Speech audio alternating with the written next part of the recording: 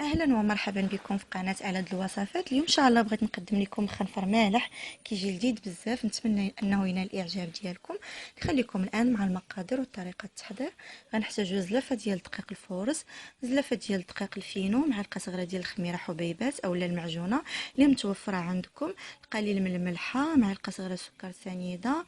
عندي هنايا بصله كبيره مشلضه ومشحره في القليل من الملحه والابزار، بيضه،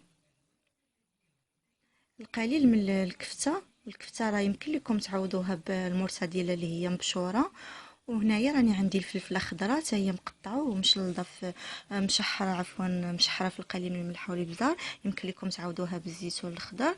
هنايا عندي جوج زلايف ديال المدافي، والقياس ديال الزلافه هي نفسها اللي عبرت بها الدقيق. ندوزو للطريقه. هاد البصله والفلفله والكفته غنحتاجهم حتى الاخير. ناخذ بسم الله. راني دابا وضعت الخميره، نضيف عليها القليل من الماء الدافي، نحاول نحركها باش تذوب، نضيف عليها سكر سنيده، نخلط مزيان. راني غنضيف الماء. دابا نضيف الدقيق الفينو، دقيق الفورس.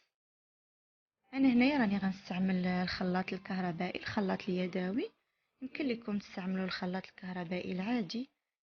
دابا راني ضفت البيضه، الملحه، غنضيف الماء اللي بقى ليا كيف ما قلت لكم. هنايا راه جوج لافات ديال الماء دافي، نخلط مزيان حتى ينسجموا ليا جميع المكونات، ونحصل على واحد العجين اللي هو يا مرخوف على شكل العجين ديال البغرير.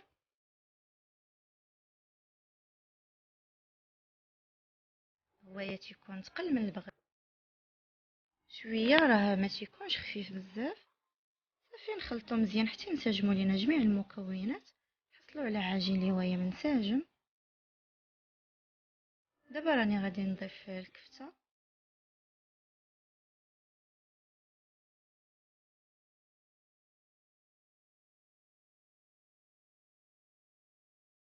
وغادي نخلط مزيان حتى تنسجم ليا الكفته مع العجين. غنضيف البصله، الفلفله،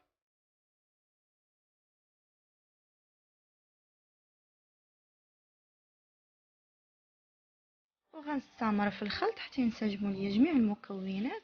صافي العجين ديالنا دابا راه واجد. انا غنغطي عليه ونخليه يرتاح واحد المده ديال 15 حتى ل 20 دقيقه على حسب الجو، حتى يبان لينا الضعف العجين. بهذا الشكل هذا العجين ديالي راه خمر. دابا راني غادي ندوز باش نبداو نطيبوا فيه ان شاء الله. راني سخنت المقله ديالي، هنا راني وضعت المقله ثقيله، راها سخنات، ووضعت فيها القليل من الزيت، ونوضع القليل من العجين بهذا الشكل هذا. نحاولوا نشكلوه شكل دائري بالطريقه باش كنحضروا البغريره ولا المخنفر العادي. صافي ونتسنى عليه حتى يبداو يتقبوا لينا دوك العوينات، غير شويه ماشي بزاف، راه ما كيتثقبش بزاف بحال البغرير، ويبان لينا راه شد راسو تحمر من التحت.